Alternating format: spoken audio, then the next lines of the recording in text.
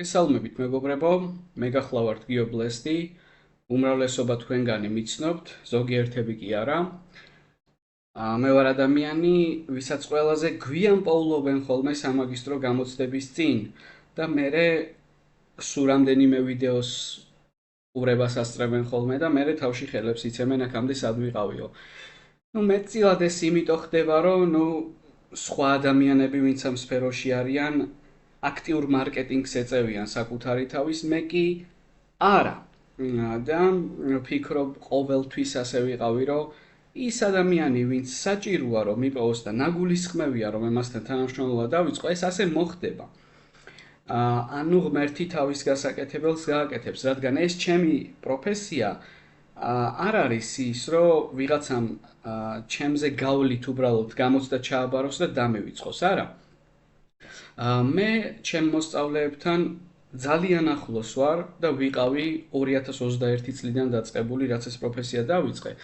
და შესაბამისად ჩვენ ყოველთვის ერთი ოჯახი ვხდებით ხოლმე და ოჯახი არ შეიძლება იყოს სიტყვა ნაკადად წოდებული და ასე შემდეგ. ანუ მე უფრო მაღალ საფეხურზე ვაყენებ თითოეულ ადამიანს, თითოეულ ჩემ მოსწავლეს და მე ისინი მიყვარს და მათ მე უყვარვარ. ეს იყო ჩემი ცხოვრების მიზანი ყოველთვის. ხო და მაგ ყველაფრიდან გამომდინარე, რომ არ ვიხდი არც ერთ თეთრს რეკლამაში და ასე შემდეგ, ხო? იცი რა არის? საკმარისია ის, რაც მომეცა მე ღმერთისგან. არ მჭირდება მე მილიონი მოსწავლე იმისთვის, რომ ბედნიერი ვიყო, ცოტა იყოს და უფრო ბედნიერი და მშვიდი ვიყო მირჩევნია, ვიდრე, ხვდებით, ქაოსი და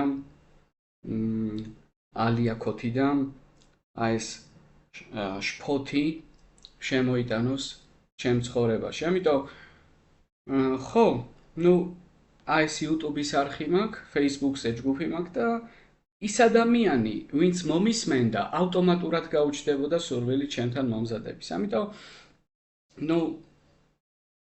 ხო ნახეთ, ძალიან ბევრი მოემზადა ხო სხვასთან, მაგრამ რაღაცები რაშიც მოემზადეთ ხო, ზოგიერთი რამ და ბევრი რამ სხვა ჟანრის ტესტები იყო, ხო?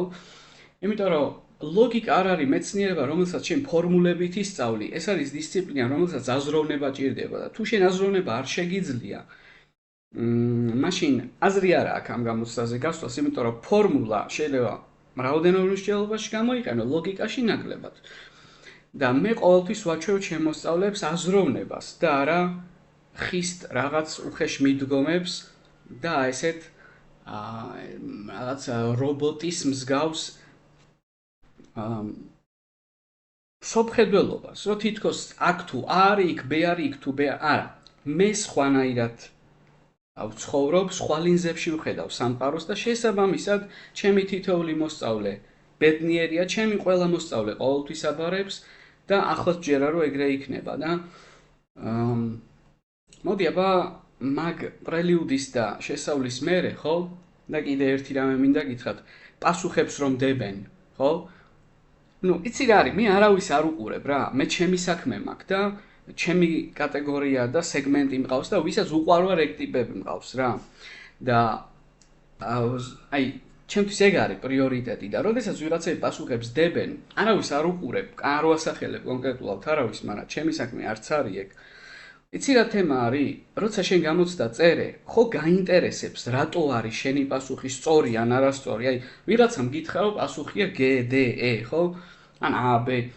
რატომ არის ეს ასე? აი რო ქვეყნდება პასუხები, სულ ვღიზიანდები ხოლმე.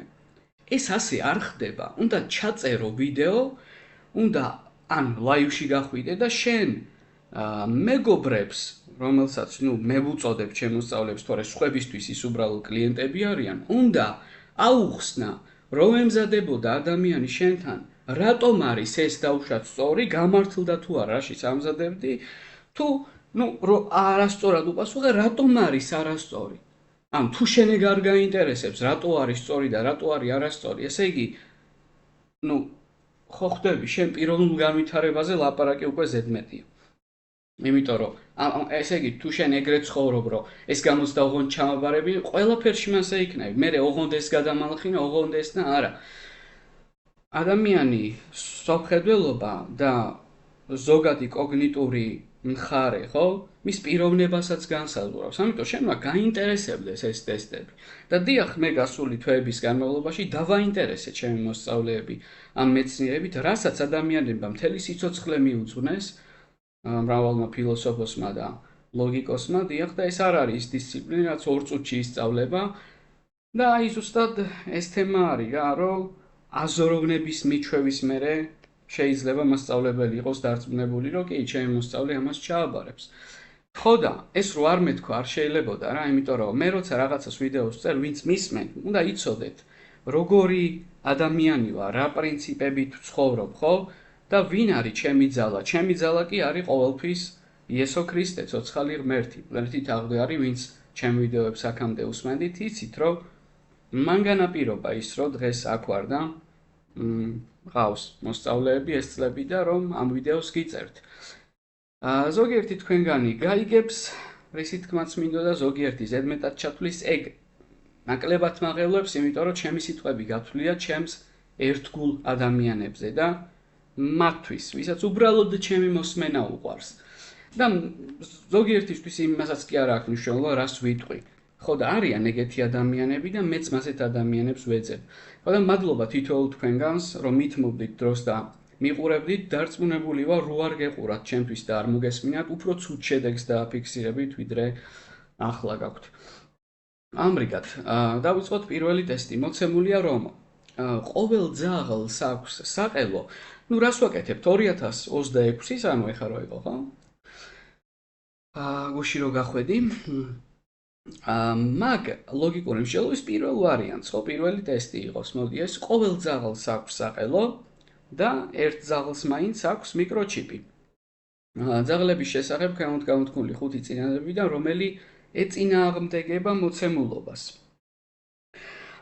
ამას დაჰკრავს 2022 წლის ლოგიკური მსჯელობის სუნი და ეგეც ის ვარიანტია, რაშიც შემოსწავლებს აქტიურად ვამეცადინებდი. და მათთვის ეს სიახლე არ იქნებოდა. დიახ, ნახე, ყოველ ძაღლს თუ აქვს საყელო და ერთ ძაღლს მაინც აქვს მიკროჩიპი, ნუ პირველ რიგში როგორ გავამარტივებდით ამას? ნუ ყოველი ნიშნავს თითოეულს, ანუ ყველა, ხო, ნებისმიერი და ერთ ძაღლს მაინც აქვს მიკროჩიპი, ნიშნავს მინიმუმ ერთ ძაღლს მაინც აქვს მიკროჩიპი. ხო, ხვდები, ანუ მინიმუმ ერთი ნიშნავს შეიძლება 1, 2, 3 მილიარდი ან ყველა. ხო? და აი რო თქვა, რომ მინიმუმ ერთი ქულა მივიღე ვიღაც დაგცინებს, ხო? არა. დასაცინი არაფერი არ რჩის, იმიტომ რომ მინიმუმ ერთი ნიშნავს 50-საც, 75-საც, ხო? გააჩნია ვირას იგულისხმებს, ხო? და აი ვიღაცამ რო გითხრას რაღაც თამაშია სიტყვაზე ან რაღაც უნდა, ხო? PlayStation-ს თამაშობთ და ასე შემდეგ და მიდი რა ერთი მინიმუმ ერთი პიცა გამოიწერე. მაინც ერთს გამოიწერ? არა, შეიძლება მთელი საკურიეროსების თავზე დაგადგეს ტრეილერით, ხო და 90 პიცა გამოიწერო, ანუ ყველა რაც კი დამზადდა რომელიღაც პიცერიაში. ეგ მნიშვნელოვანია გვესმოდეს ერთს მაინც რას ნიშნავს, დიახ. ხო, და რომელი ეწინააღმდეგებაო ამ მოცემულობას? პირველი.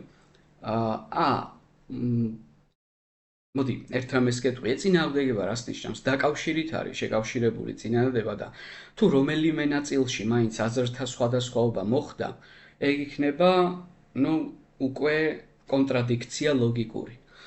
ანუ ჯახი აზრობრივი. აბა პირველი, ბულდოგს აქვს მიკროჩიპი, მაგრამ არ აქვს საყელო. ნუ, ეგ არის სწორი პასუხი, ხო? იმიტომ რომ ერთ ძაღლს მაინც აქვს მიკროჩიპი, ნუ შეიძლება მილიარდია, მაგრამ ამ შემთხვევაში ბულდოგი ამოირჩია ავტორმა, და ბულდოგს ექნება მიკროჩიპი, მაგაში პრობლემა არ არის, რომ კონდეს, მაგრამ არა აქვს საყელო, ეგეთი რამე შეუძლებელია, იმიტომ რომ თუ ყველა ძაღლს აქვს საყელო, რა ვიცი, ბოლოს რო გადავამოწმე, ბულდოგი ძაღლებში ითვლებოდა რა. ხო და მაგიტო ბულდოგს როგორც კი საყელო არ ექნება, პირველ ნაწილში მოდიხარ წინააღმდეგობაში, რომ ყოველ ძაღლს აქვს საყელო, მაშინ როგორღარ აქვს ბულდოგს, ხო? და ეგ არის ლოგიკური კონტრადიქცია. მე დავასაბუთოთ სხვები და ყველა ასევე ზოგს ჩვევია, რომ სწორ პასუხს დააფიქსირებენ და გადადიან შემდეგზე. ეგ რას ნიშნავს? ეგ ვერ გაგიღრმავებს შენ ლოგიკურ უნარს, ხო? ანუ არაფერს შეგძენ შენ პიროვნულად. ხშირად არასწორი პასუხების დასაბუთება უფრო რთულია, მეტწილად ასეა, ვიდრე სწორი პასუხის პოვნა, ხო? და ეს განავითარებს ამ სფეროში. შეიძლება ზოგიერთ თქვენგანი მომავალ წელს აბარებთ, ხო და დაიმახსოვრეთ, არასწორი პასუხის გაფილტრვა გზრდის და გაქცევს, ხო? თავდაჯერებულად. და ამან მაქცია მე ლოგიკოსად ასევე. ერთადერთი ლოგიკოსი ვარ სხვათა შორის საქართველოში, ხო? აბა ბევარიანტი, ყოველ ძაღლს ყველა სხვა მათემატიკოსია. ან რაღაც სხვა პროფესიის, ზოგიერთს არაფერი არ არის. ბევარიანტი, ყოველ ძაღლს აქვს როგორც საყელო, ისე მიკროჩიპი. ხო, ყოველ ძაღლს აქვს საყელო, ეგ იგივეა, რაც ყოველ ძაღლს აქვს საყელო, ხო? ანუ ყოველი ერთ და იგივე სიტყვა არის. ყოველ ძაღლს, იგივე ყველა, ხო? ან ყველა ძაღლს აქვს როგორც საყელო, ისე მიკროჩიპიო. ანუ ყველასაც აქვს მიკროჩიპიო. ხო და ეგ როგორც გითხარი, პრობლემა არ არის, იმიტომ რომ თუ ერთ ძაღლს მაინც აქვს მიკროჩიპი, ერთი მაინც ლოგიკაში ნიშნავს ერთს, ორს, ან ყველასაც. გააჩნია შემთხვევას, ანუ არ არის გამორიცხული, რომ ერთი მაინცში იგულისხმებოდეს ყველა. მაგალითად, აპოკალიფსი რომ მოხდეს და დასრულდეს სამყარო, რომ თქვათ, რომ სამყარო მინიმუმ 1 წელი იარსება. ხო სწორია. მაგრამ იარსება, რამდენი ხანიც იარსებებდა დაწყებული, 8000 წელია, რაც ადამიანი სახლობს პლანეტაზე, ხო? ბიბლიის თანახმად. მიახლოებით, მაქედან გადათვლილი და როცა დასრულდებოდა სამყარო, მაგდენი ხანი, ყველა წელი იარსება. მაგრამ მინიმუმ 1 სწორი, ყველას რო კონდეს მიკროჩიპი, ერთს რო მიკროჩიპი აქვს მინიმუმ 1, ეგ პრობლემა არ არის. ერთმანეთში შევარიგებდით, ხო? ერთ ძაღლს მაინც აქვს საყელო და ყოველ ძაღლს აქვს მიკროჩიპი. ეგეც ეგრეა, ნახე, თუ ყველა ძაღლს აქვს საყელო, ერთ ძაღლს მაინც აქვს საყელო, ერთი მაინც არ გამორიცხავს სიტყვა ყველას, ხო? და შესაბამისად, ეგ მიღებული იქნებოდა როგორც შერიგებული ვერსია და ყოველ ძაღლს აქვს მიკროჩიპი, ასევე პირიქით შერიგდებოდა, თუ ერთს მაინც აქვს მიკროჩიპი, ყველას რო კონდეს, პრობლემა არ არის. უბრალოდ ტესტი იმაზეა, გესმის თუ არა, რომ ერთი მაინც ნიშნავს ბევრ რამეს. დაწყებული ერთიდან ყველას ჩათვლით. დიახ, თუ ყველას აქვს საყელო, ერთს მაინც აქვს, ვერავინ მოგედავება, რომ მეწინააღმდეგებიო და თუ ერთს მაინც აქვს მიკროჩიპი, ვერავინ გეტყვის, რომ რატომ მითხარიო ყველას აქვს მიკროჩიპიო. დევერსია, ლაბრადორს აქვს როგორც საყელო, ისე მიკროჩიპი. დიახ, არაფერი პრობლემა არ არის ამაში, თუ გინდა ლოკალიზდეთ მსჯელობაში და ყველა ძაღლს რო აქვს საყელო, ხო? ამ ყველადან ერთ-ერთი გამოიყო ლაბრადორი და ამ რეტრივერს ექნება სიტყვაზე მიკროჩიპიც, ხო? აქვსო გააჩნიაო ლაბრადორს მიკროჩიპიო. დიახ, შეიძლება პლანეტაზე სხვა არც ერთ ძაღლს აღარ გააჩნდეს მიკროჩიპი, მაგრამ ლაბრადორს ხო უკვე აქვს მიკროჩიპი. ესე იგი უკვე შესრულდა პირობა, რომ ერთ ძაღლს მაინც კერძოდ სახელდობ ლაბრადორს უკვე აღმოაჩნდა მიკროჩიპი. და ეგეც არ არის რა დაპირისპირება. პირიქით, ვარიანტი ხა, ჰასკის აქვს საყელო, მაგრამ არ აქვს მიკროჩიპი. გიყვართ ძაღლები?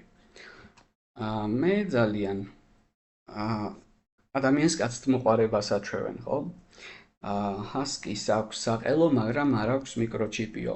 ხო, აი ნახე, ალბათ ვფიქრობ ზოგიერთი ამასაც დააფიქსირებდა გამოცდაზე.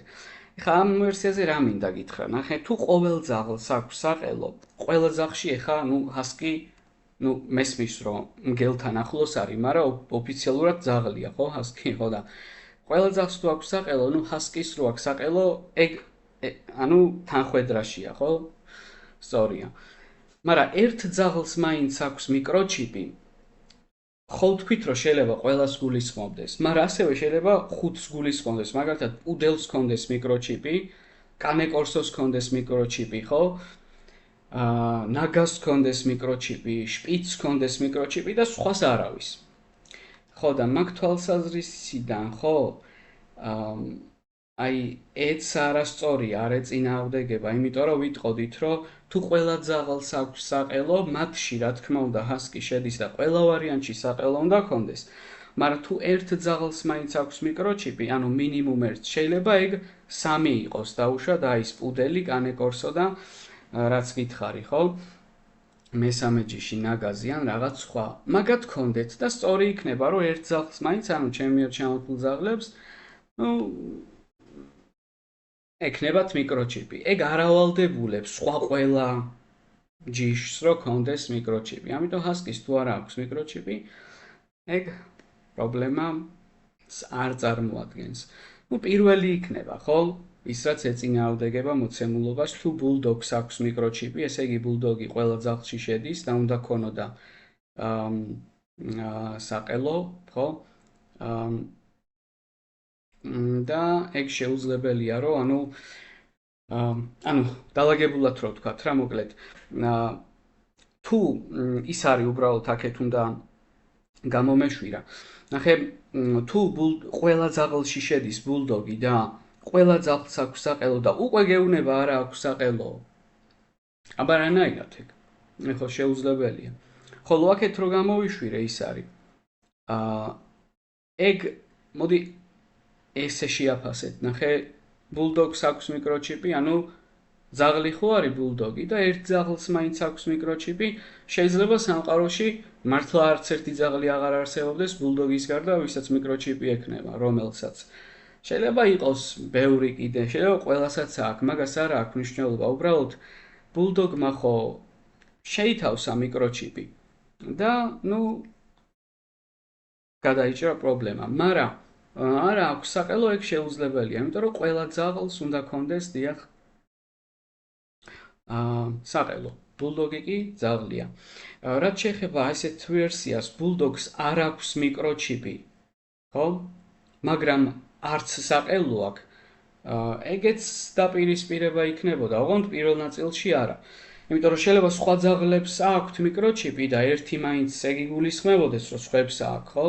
და ბულდოგი არ მოიაზროს ვიღაცამ. და ბულდოგს რო არ ქონდეს მიკროჩიპი, წინააღმდეგობა არ იქნება, როგორც აქ ნახე, ჰასკის რო არ ქონდა მიკროჩიპი, არ არის კონტრადიქცია. მაგრამ აი ეს თემა რა, რომ არა აქვს საყელო, ვერა, ყველა ძაღლს აქვს საყელო და არ აქვს როგორ. ესე იგი, ბულდოგი არ უნდა იყოს მაშინ ძაღლი და ეგეთი რამე კიდე ლოგიკაში ვერ მოხდება. კაი, ეს შენი პირველი ტესტის დეტალური ანალიზი და იმედი მაქვს ამაში ერთი ქულა მოვიპოვეთ. კაი. ყურადღებით იყავი. დღეს ძალიან ბევრ ვიდეოს ჩაგიწერე.